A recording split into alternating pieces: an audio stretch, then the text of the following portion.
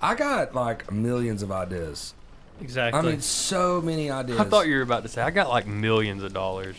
I was about to say, damn, white flicks.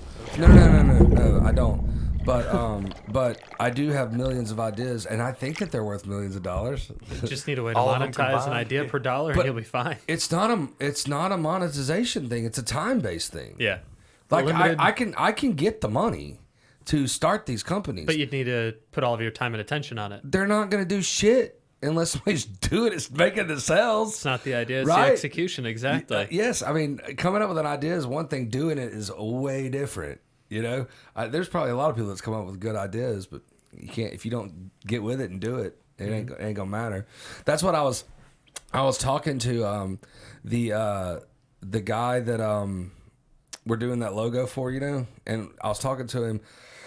Excuse me, last Friday at the brewery, and I was like, he's like, "Oh, I like this one," and they were going through these logos that Tristan made up, and he was like, "Well, I don't like this one." I was like, "Why? Why don't you like it?" You know, and he was like, "Well, because I don't like this and this." I was like, "Oh my God, you're getting lost in the fucking weeds, dude." I was like, "They're the same thing," and everybody was laughing at me. I was like, "Make a sell, make sales, and then the logo will just be good."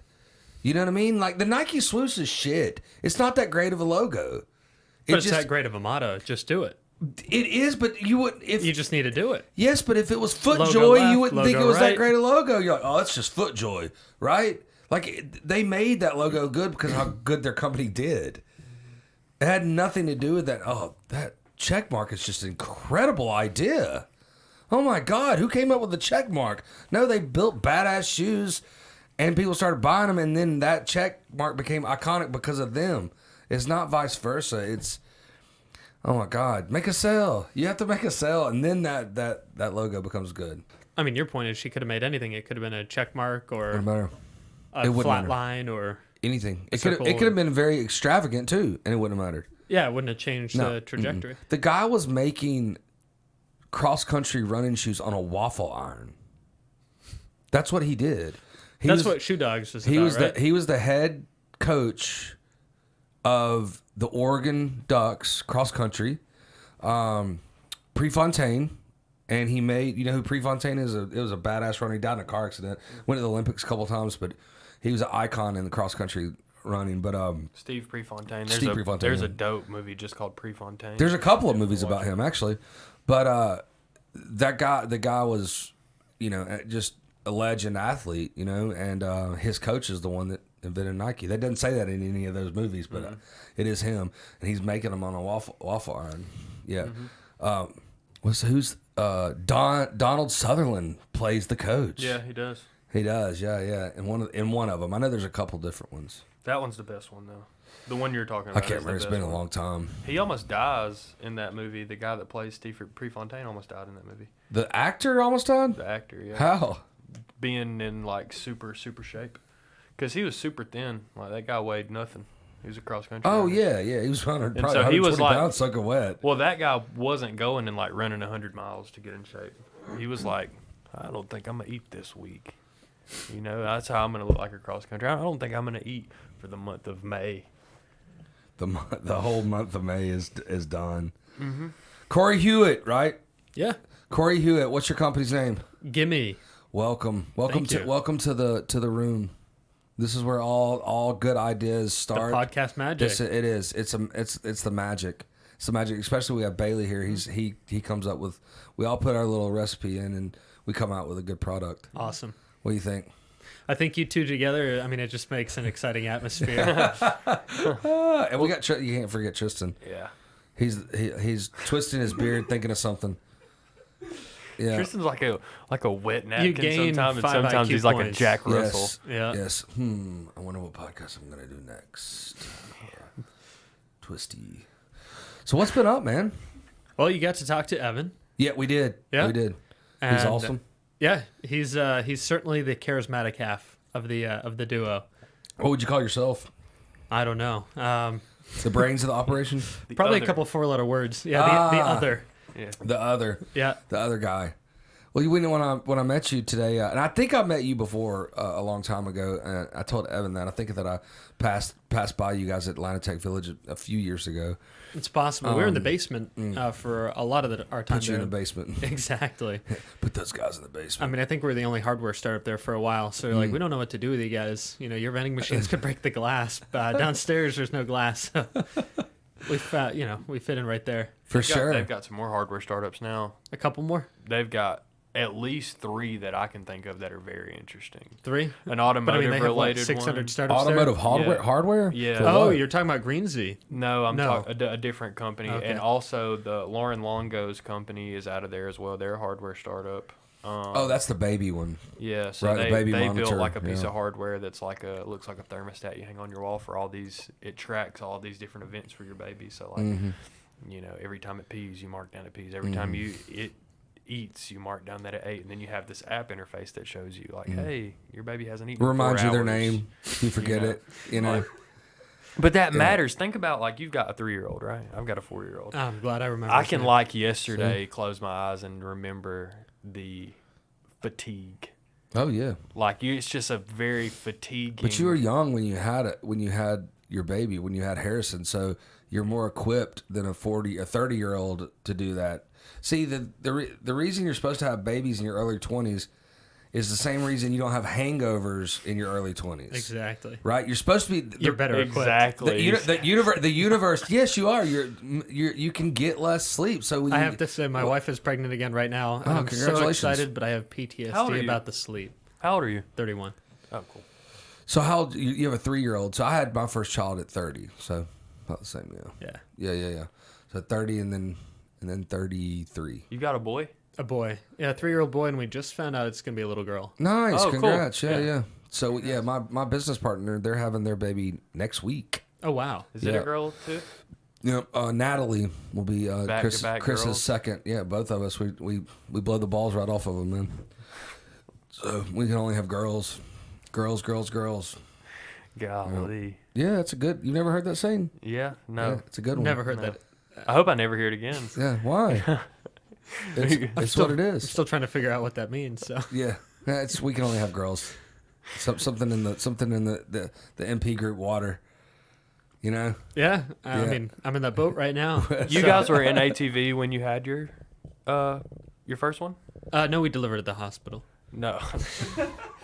Your company. I mean, I felt like I lived there. That's We were quick. working That is long quick. hours there, but yeah, we were at ATV, and it was pretty exciting because like the ATV team got a little onesie that had ATV's logo on it. My wife, she had one with the company's logo on it. So every time we'd go to the little ATV events, this is before COVID, but we're always able to dress them Obviously, up. Gimme. Yeah, don't bring that baby in here during COVID. Oh my God! Yeah, I when my partner's first child was born, we got him a onesie that said future MP group or partner. Yeah, You know, That's cool. Yeah, it was fun. What at that point when you guys were in ATV, what were you guys still having that type of interaction with other accelerators around Atlanta? Because you guys have been kind of in and out of that space for all that technology space for a while, from what I understand. yeah, Like we're proud to be in the technology space. Sure. We originally got started in CreateX. It's a Georgia Tech launch program.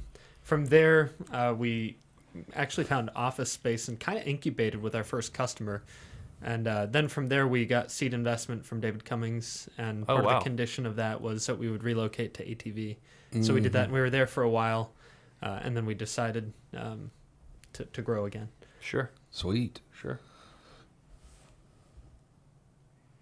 So your first seed round you get from David I feel like Cummings. that's a first. I don't know if we need to like pull the tape. It was, but- but it's I've done. not. Look, so it. I think we I do don't- it to each other on purpose. I don't do it. I don't do that a lot. I do it to fuck with them sometimes because usually I have something to say. But we had the opportunity to go do a podcast with Roy Jones Jr. 7 days or 8 days, 10 days before the Tyson fight, and we were doing a podcast in our condo, and I just sat there and I went blank mind, and I could not think of what I was about to say. Yeah, and I said that exactly on the podcast. said, "I'm I was like, blank." I'm blank. you know. But I usually don't get blank. I wasn't blank then. I was fucking with him. No, I don't. But the best Like, thing do I about get it a too. prize for that? That's pretty cool. No, we do it to some of the other reps that have just spent less time in here. Because this started with us in the kitchenette at our other office. Yeah. Just literally us. Like we would just get in here and talk for hours and figure it out until it sounded good, until we were jiving in more the equipment. conversation, you know. And so the best thing is when you do that to like somebody that spent less time in the podcast room. They're like, let me think of something that.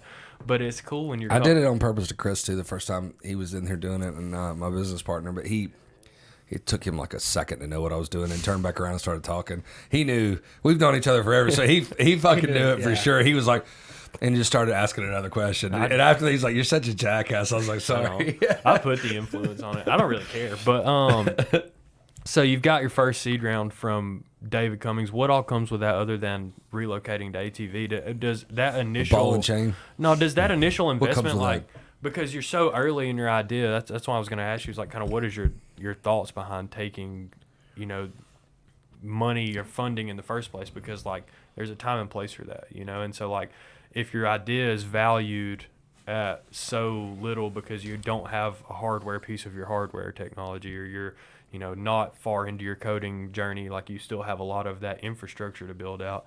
There's a lot of people that give away way too much before you can even really flesh out what your idea is worth. Like, you know, you don't know if you have $1 billion idea, but if your company's worth $10,000 because you have no coding and no hardware, and somebody gives you $1,000 for 10%, you're shooting yourself in the foot a lot of the time. So I guess it just depends on what you need, though. No, well, David Cummings not a bad one to get it through from first. I mean, he's played this game before. From our experience, he's been a really positive part of our cap I'm table. sure. So we're yeah, I mean, that for us was a really good deal. Yeah. I would say that if you're looking to raise, there's a couple of reasons why you'd want to do it. You know, if you have a $10,000 company and you sell for $1,000, maybe that's a bad idea in those numbers. But I'd say like if that $1,000 helped you grow 10 times faster than you would have if you never got the $1,000, then it was probably worth it. You know, because your 90% is now worth 900%, if you will, because it grew by 10x so fast. How much time does it take to do? What if it was worth it or not? How long would it take you to do that? To do it without it. Yes. And so as a hardware software company, we were in a different boat. We needed to kind of overcome the hump of it takes a lot of cash to build a thing and ship a thing. And so we needed to be able to get over that point. And we had early customers before we took any investment money, but we knew we needed to scale our ability to get hardware in the field. And there was no way to just code away and wait for it. It was just either you had enough cash to keep going or you don't, and you can't grow. So for us, it made sense. And that's how for you guys, it probably did make sense, especially that's just a really good name investor that comes in. He's done this before a bunch, so he probably gives you good advice. But I've talked to other people at the Tech Village and at Switchyard, and one of my advice to them, they always ask me, "Do you have any advice?" You know, I'm like, "Yeah, I mean, you don't always have to take the money. If you don't have to take the money, don't take the money. I mean, if you can build X amount of customer base in a year, do it, because then that money is less expensive in a year. Totally. You know, so. Or you don't need it altogether. Or you might not need it altogether, but most of the time you still take it. It's just for way less equity, and then you can really multiply that growth. Yeah, I think a lot of times it gets used as this validation. You want the money because it like means something. All of a sudden, your company has value, but that somebody else defines, and you might really like that number. But if you don't have to, why would you? I find it funny though that a lot of people celebrate hard. Getting money, fundraising, not the customer success. That's right. Yeah. I mean, they can sell, but not that kind of sell. It is huge. I find it hilarious. They're like, they celebrate the fundraising. I'm like, you just, that's a bill. You have to pay it back. You know what I mean? In some way, you have to pay that back. So, exactly. And it's so time consuming. Oh yeah. Yeah. Yep. I was never that fortunate. Nobody ever gave me money, so I had to go bang on a bunch of doors and do it myself. There you go. You built it. Yeah. Do you think all the time that people learn how to get those initial funding, do you think that's time well spent? Because I feel like that's a huge portion of the time you spend in like startup school. Fundraising is a skill for sure, and a lot of it's understanding the story. And I think that sometimes people can get really good at telling the story, and what you really want to make sure is the business that you're investing in is good. But yeah, it's a definite skill to be able to help other people understand your vision, believe in it, and want to help you get there. And they can do that by writing a check or a couple other ways. Man, that's why it's really important to have a partner that does that, while the other person can be focused and centered on the business and acquiring clients while that other is going on. I don't know how I'd do it without a partner. I mean, you know, it's also validating. I've heard from from other investors that they don't like investing in lone wolves because it means somebody else isn't willing to follow them or join them on that journey, and that means something if somebody's willing to, like, if you'll go broke with you or stay up late working, crazy hours trying to get it done. There's a big difference between 60 hours a week and 120 hours a week. And I say that because you're not a 40-hour a week worker when you're an entrepreneur. You're a 60, 70-hour week. And my 120 with Evan's 120, that's right. We're able to do 240. And that's right. But seriously, you're like, that's a lot more time. Exactly. A lot more time. Yeah. That is, it's validating I could see that for the investor. It's a lot of time, and two people doing it is going to get it faster there to where they want. And their job is to make their money and you back, can right? keep each other on the same course. You know, sometimes probably the biggest complaint that I've heard from younger entrepreneurs and newer entrepreneurs is they don't realize how lonely it can be trying to start a business. Because it's hard to complain to friends and people if you're talking about, like, oh no, like this $1 million deal didn't happen. People think you're bragging. You're scared because the deal didn't happen. Sure. You're not trying to throw away, a big number. Your employees you can't complain to because they're going to be like super frightened if you. No, it's 100% positivity all the time. All the time. Your investors, it's hard to complain to them. Unicorns and rainbows. There's not a lot of people that understand the struggle, and you can be honest without scaring them in a way that would hurt your company at the same time. So it can be really lonely. In that capacity. And so having a partner there helps not just with the 120 hours a week, it helps with the staying on the right track, keeping yourself grounded, keeping morale high. That's why it's also good to go to tech conferences and really share with somebody you don't know that's going through the same thing as you. Yeah. Because you can throw up, and get you learn from that. So it's important to get out there and network with like-minded entrepreneurs so you can learn stuff. Totally. Yeah. So tell me about the business. Tell me where it came from. Idea, everything. Sure. Yeah. In middle school, I bought my first gumball machine. There you go. A little 5-foot-tall red spiral gumball machine with a beaver lock. You put the quarter in, and it came all the way out. I bought a couple more of those, then expanded into a proper snack and soda machine and grew that a little bit. And by the time I made it to college, I was paying one of my classmates to keep track of it. And I moved out of state to go to my first school. And so he was just having to write down on a little slip of paper how much cash he got out of the machine and how much product he had to buy. And I was like, that's interesting. I trusted the guy, but I was like, oh, that's really interesting. He could just write anything he wants down. Hey, Cory, I grabbed $100 or I grabbed $500. And you wouldn't know. I'd have no idea. And so I was like, how does it work for people who have like 1,000 of these? And so that's kind of what created the genesis of the idea. How did it work? Just a bigger Excel spreadsheet? Exactly. That could be plugged in anyway. Same thing. Yeah, for the most part. When we got started, maybe half of the people who had large vending operations did it on pen and paper. Yeah. And so they would have little typing pools of people that would type in the slips of paper that the drivers took down. The other half had this old PDA with a curly Q cord that they would plug into the machine to download that info. But it was the bane of their existence. Sure. So we connected well. There was a guy that we met, and we said, hey, if we can get rid of this, would that be interesting? He said, I'll write you a blank check if you can get rid of that. Yeah. Wow. So we wrote that down. We were doing customer discovery at the time. Evan and I thought, hey, maybe we'll get involved. Maybe we'll do actually credit card readers on the vending machine. We can put like a screen on it. Apple Pay is brand new. Maybe we could do something there. And instead, we heard the guy talking about how this little device controlled kind of his business, how much cash he was collecting, can he trust his people, what does he refill, and he hated it. So when he gave us a blank check comment, if we could fix it, he'd write a blank check. We decided, hey, maybe we should focus on that area. Yeah. Maybe that's the thing we need to be doing. So you're taking this childhood idea and then you're turning it into an adult dream and going, okay, I want to do this. So how many people did you interview, and were all of them like, this is the bane of my existence? Was that their only thing, or what about logistics, getting the food there, the product there? It was amazing. We got 100 people. We did customer discovery. We interviewed, I think, like 500 different vending operators, all the way from really little. They had like 3 machines to they had over 10,000 machines. And we did that over the course of the summer, put like a bunch of miles in rental cars. And it was our 100th interview where somebody said, oh, by the way, if somebody could just figure out how to make an app out of that stupid handheld, that's what they call it, the handheld. If somebody could just make an app from that stupid handheld, they'd be like a millionaire. The 100th time we heard that, we wrote it down. We're like, hey, that's exactly what we're going to do. That's what we got to do.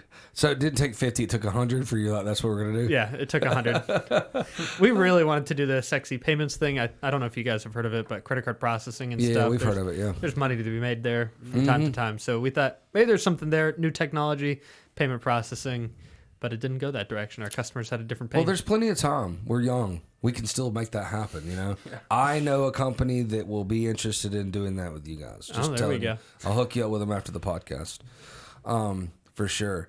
So when you I lost my train of thought. So you got me. You got me. I'm blank. Is that handheld thing like across your whole industry? It was. Everybody was using the same thing? Everybody's using the same thing. It was an old Zebra handheld.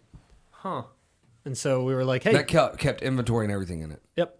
And you needed the cord because... That's unique, though. That something has that Somebody made $1 million out of that. Yeah. Oh, yeah. They made a lot of money out of that. Yeah, $1 million a day. So our first marketing thing is we FedExed people hammers. And we said you can use this to smash your handheld. Yeah. And we were talking to somebody just a couple weeks ago, and they're like, hey, I still have your hammer on my desk. And that's great. it's like, nobody's going to throw away a quality hammer. And they get the idea of like what it's there for. So Tristan agrees. I'll tell you, in what we talked to Evan about a lot was just the growth of, I think, of vending machines in general. It's coming to more like Asian countries, and you're going to be able to buy more stuff from vending machines: food, hot food, cold food, sushi, whatever. Totally, especially after COVID. I mean, we think about vending machines as like classic metal box, quarter in, type in the number, but for our industry, vending machines have expanded to be markets. You see them at the airport where they just have sandwiches and drinks. Amazon Go is kind of like the pinnacle of innovation for a vending machine because it's still the unattended retail experience. You walk in, get an item, pay, no employees, leave. That, if you will, is the most expanded view that a vending machine could possibly be. And our customers operate stores like that today. What do they look like on loss prevention? I mean, like what do they expect to lose on just theft or wrong ring ins, that kind of thing? So for our customers, they figure usually between 2.5% and 3%. Really? That's Wow. it, huh? If it goes beyond that, then it's an issue. And That they'll seems either- low to you? It does seem low to me. Yes. I would figure in, well, because it's loss prevention. I look at spoilage too. So it's not just I know those are two different things, but I would put in 10% of all together and then mark up accordingly. That's what I would do. I mean, look, Think about how many times your chips get stuck against the window, though. at the end of the day, you just have to bang on it real hard. You know the shake routine. Don't shake the machine. No, don't do that. No, they rock over and kill people. I've never seen that. 70 maybe, a year. maybe one day. You gotta really want some freedom. Oh, you want free to chips. rock You're this really vending angry. machine over. Let this vending machine fall on I've me. hit a vending machine hard to get my Reese's peanut butter cups out of there, man. Did it work? Of course, every time. You know, you could just buy it again and maybe you'd get like 2 or 3 with it. Well, you would hope to get 2 if you paid for 2. So almost all of our customers have a little light bar at the bottom now, where if it doesn't, you put the money in, you hit the code, and it doesn't fall, and it doesn't hit that light bar, it'll just go ahead and vend it again for you. So usually now people get like a little jackpot, where if it gets stuck, it'll wait a second, then you get 2. A little jackpot. Exactly. That's 2 what I Reese's. could. There's You your get 2 2%. Reese's. Actually, it'd be 4 Reese's because they come 2 in a pack. Unless you get a king size. Then it's 8. Yeah. Then you got I a got nice my math. vending Let me machine. check. That's right, 8. I got the math down. Damn, that's pretty crazy though. I would have thought it would have been less than that. Then, but like I said, I mean, it's very controlled It's going to be environment, though. It's going to be spoilage too, and I know they're 2 different things, but you're going to have ham sandwiches that you can't sell the next day. How does that happen? How does somebody have to attend those, especially those live ones, every morning or Oh every yeah, day? our software helps with that too. You got to pay attention to the food, make sure that you're not selling anything out of date. Somebody could get sick, so that's taken pretty seriously. Where you're checking the dates all the time. What's the health code on that? Did somebody come visit your vending machine, your market vending machine? I don't Like they do restaurants. Like if they get like a health inspector goes and does that. What kind of totally sealed. So they'll inspect the factory that makes it. Factory has to seal it airtight. Got to print the date on it properly, and then it's the responsibility to keep it at the proper temperature. And they have safeguards to make sure that happens too. But our vending customers, if they don't open the package or they don't create the package, they don't have the same health code as the factory that produces it. What kind of safeguards? But some of our customers actually do the kitchen, do the prep to make the food as well. And that there's a lot going in there. Sure. Where, I mean, if we go in, we've got to put the little like hair nets on our heads and on our beards, and got to make sure that our feet are clean and all that just to get into the facility. Your feet. Oh yeah. You have to wash your feet. That's got to put the little slippers on. Who's going in there barefooted anyways? Yeah, you got to put those big socks on your feet. Got to keep people safe, You do. No, for sure. I mean, look, at the end of the day, like, food trucks are not cheap. Like, you can put enough money in or price on your products in a vending machine, and people will still buy it for the convenience of, hey, it's right there. Mm-hmm. So there's still enough money for the spoilage and for the lost, the loss prevention aspect of it. You said that when it gets up above 2 and 3%, they're thinking about pulling the vending machine? Well, I mean, the vending machine is probably like less than 1% shrinkage. Right. Like, if somebody stole from... I'm talking about the markets, yeah. Yeah, if that happens, usually they're inside something like an office building, and so they can talk to HR, and, they've got cameras all over, and they can talk to HR, and usually they have agreements where if somebody's stealing, they get fired. Yep. And the first time somebody gets fired for stealing a Snickers, nobody else steals Snickers for a while. Because, you don't want to lose your job over that. And if that doesn't fix the problem, then they'll just replace it back with vending machines again. Cool. What's next? What's other than vending machine for you guys? So we play in the grocery space too.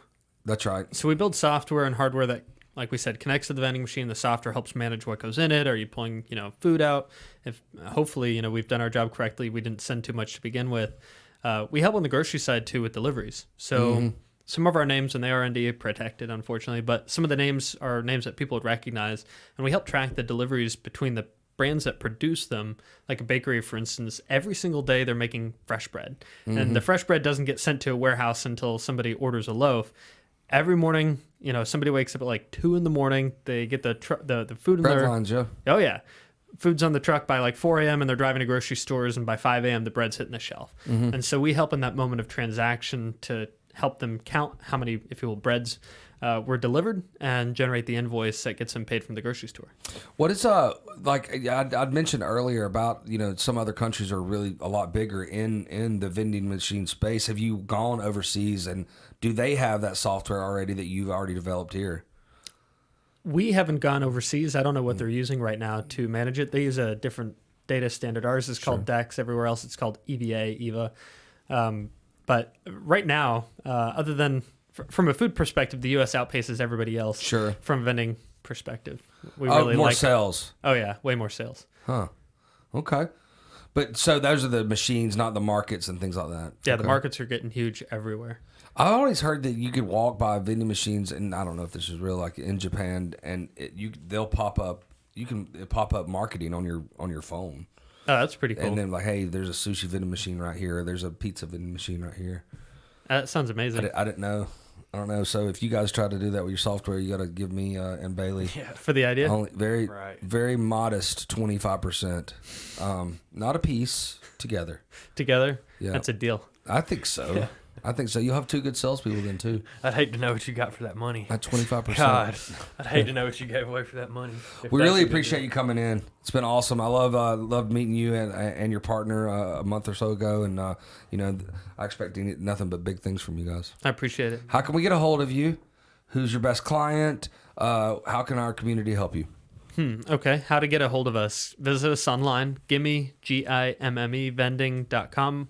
Or we came out with a more easy one. It's just vending.ai. You can check us out there. As far as our best customer, it would probably be Southern Refreshment Services in Atlanta. And their owner, Dan Hart, is someone real special to us. Cool. Well, thanks, guys. Everybody be kind to each other.